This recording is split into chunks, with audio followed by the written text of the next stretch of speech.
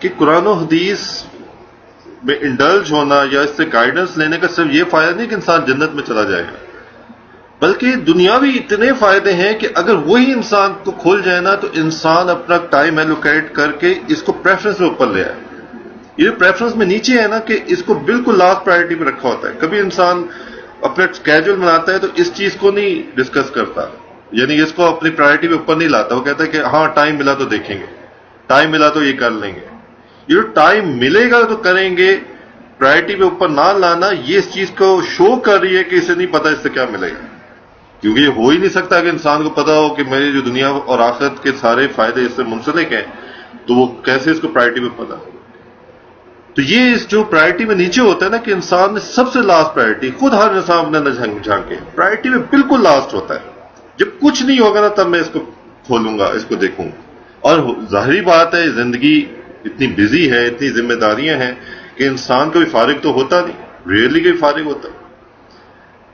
تو اس لیے وہ ساری عمر گزر جاتی ہے، انسان بوڑھا ہو جاتا ہے، لیکن اسے قرآن و حدیث کی ڈیٹیلز کا نہیں پتا ہوتا. اتنی ڈیٹیلز کا بھی نہیں پتا ہوتا جو ایک بیسک ڈیٹیلز ہیں جس کی وجہ سے وہ فائدہ اٹھا سکے قرآن و حدیث.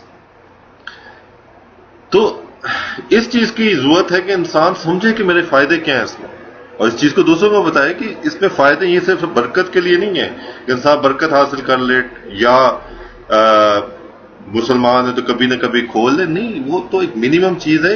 اصل یہ ہے کہ میرا فائدہ ہے اس میں. جیسے آج کچھ باتیں انشاءاللہ تذکرہ ہوں گی تو اندازہ ہوگا کہ کتنی بار اس نالج کے لیک ہونے سے نقصان ہوا اور اگر نالج ہو تو کتنا فائدہ ہوگا. اب یہاں پہ خاص طور پہ ذکر ہو رہے جنوں کا، تو سوسائٹی کے اندر بہت ساری متس ہیں اور بہت سارے کانسیپٹس پائے جاتے ہیں، جن میں سے کامن یہ ہے کہ یوزلی کیا ہوتا ہے کہ اپس اینڈ ڈاؤنس ہر ایک کی لائف میں آ رہے ہوتے ہیں، یعنی کہ نارمل فینومینا ہے.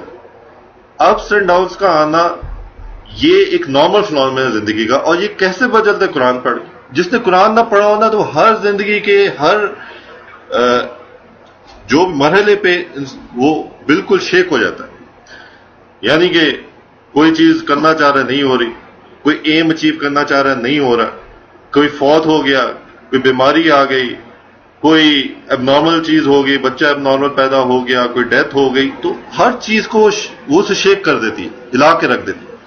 اس کی وجہ یہ ہے کہ وہ قرآن سے آشنا نہیں ہے. دیکھیں ایک نقصان اور یہاں پہ بات ہے، چونکہ وہ آشنا نہیں ہے، وہ نہیں انڈلج ہوتا، تو اس کی زندگی کا کنسیپٹ ہی اور ہے. وہ سمجھتا ہے کہ آئیڈیل ہونی چاہیے، یہ بیسٹ ہونی چاہیے. یہ بیسٹ اور آئیڈیل کی جگہ نہیں ہے. بیسٹ اور آئیڈیل کی جگہ جنت ہے. یہ دنیا تو ہے ہی اس لیے کہ شیک کیا جائے، اس کو ہلا کے دیکھا جائے. اور ذہن میں رکھیں کہ یہ ہوتا ہے، اللہ تعالیٰ نے بنائی اس لیے کہ ہلا کے نہ جج کروں کہ یہ کتنے پانی میں ہے، یہ کتنا، مطلب کہ اس کے اندر میری محبت اور تعلق یہ سب گڑ چکا ہے، یہ سارا اس کے اندر آ چکا ہے. یہ نارمل لائف سٹائل میں، نارمل اسموتھ لائف کے اندر نہیں پتہ چلتا. اسموتھ لائف کے اندر سارے کہتے ہیں ہاں میں مسلمان ہوں، میں نماز پڑھ رہا ہوں، میں ایک پریکٹیکل مسلم ہوں وغیرہ. جیسے ہی انسان شیک ہوتا ہے نا کہیں نہ کہیں زندگی میں، اس کا اندازہ ہو جاتا ہے کہ کتنا پریکٹیکل مسلم ہے، کتنے اس کی کانسیپٹس کلیئر ہیں اللہ تعالیٰ کے بارے میں اور اس کے سارے نظام کے بارے میں. مثال کے طور پر ایک صحابی رضی اللہ تعالیٰ مزدور تھے. تو ایک بار وہ مزدوری کے لیے نکلے تو نہیں ملی مزدوری. مطلب جیسا ایک یوزل نارمل فینومینا ہے کہ کبھی مزدور کو مزدوری ملتی ہے کبھی نہیں ملتی، تو اسی طرح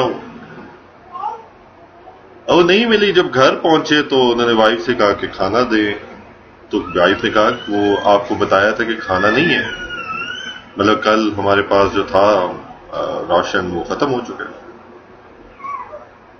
تو اب وہ تھوڑے پریشان ہوئے، اور یہ پریشانی اس لیے نہیں تھی کہ اپنے لیے، ہوتا یہ کہ جس پہ رسپانسبلٹی ہو فیملی کی، وہ اپنے لیے نہیں پریشان ہو رہا تھا، وہ ہو رہا تھا بچوں کو، بیوی کو دیکھ. تو وہ اس حوالے سے پریشان ہوئے کہ میرے پہ ذمہ داری تھی. تو بیوی نے فوراً کہا کہ نہیں پریشانی کی بات نہیں ہے، اللہ تعالیٰ نے ہمیں روز کھلاتا ہے، تو آج نہیں کھائیں گے تو یہ اللہ کی طرف سے کھال. تو اللہ تعالیٰ ہمیں جج کرنا چاہتے. اب ان کے کانسیپٹس کلیئر تھے, جو میں بات بتانا چاہ رہا ہوں. کانسیپٹس کلیئر تھے کہ زندگی ہے کیا. تو فوراً ریئیکشن کیا آیا کہ اللہ کی طرف سے ایک حال آیا, کیونکہ غالباً انہوں نے کہا کہ اللہ تعالیٰ کے اندر رحم بھی ہے, وہ باخبر بھی ہے اور قدرت والا بھی ہے. تو وہ ہمیں دیکھ رہا ہے, باخبر ہے, اس کو رحم بھی ہے کہ ہم بھوکے پیٹ سوئیں گے, اور وہ قدرت والا بھی چاہے تو رزق دیتا.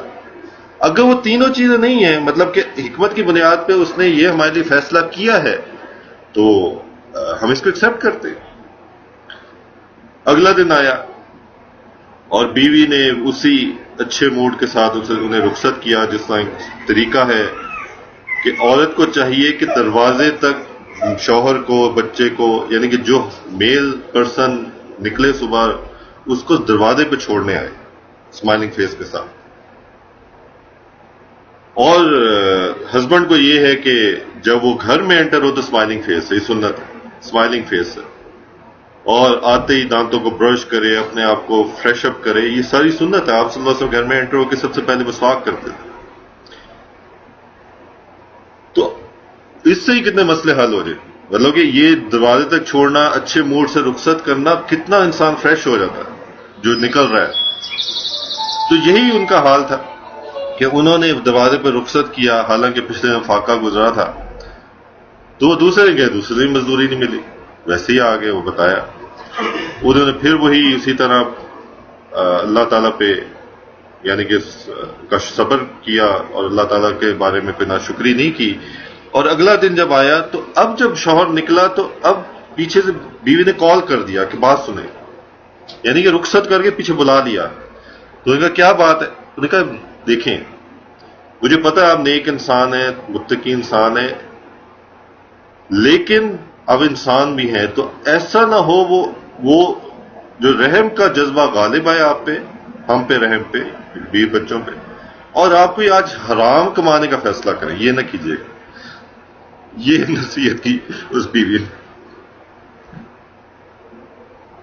تو کہنا کہ کانسیپٹس کلیئر ہوں تو یہ کیسے لوگ جنریٹ ہوتے ہیں. اور یہی تھا آپ صلی اللہ علیہ وسلم کی تربیت. یہ ہے قرآن و حدیث کی تربیت. قرآن و حدیث چند وظائف پڑھنے کا نام نہیں ہے. قرآن و حدیث صرف نمازیں چند پڑھنے کا نام نہیں ہے. دین صرف ان چیزوں کا نام ہے. دین پرسنالٹی ہے. پرسنالٹی کیا ہوتی ہے؟ وہ اس کی ہیبٹس ہوتی ہیں. پرسنالٹی کیا؟ ہیبٹس. وہ چلنا, دیکھنا, بولنا, سوچنا, تھاٹ پروسیس.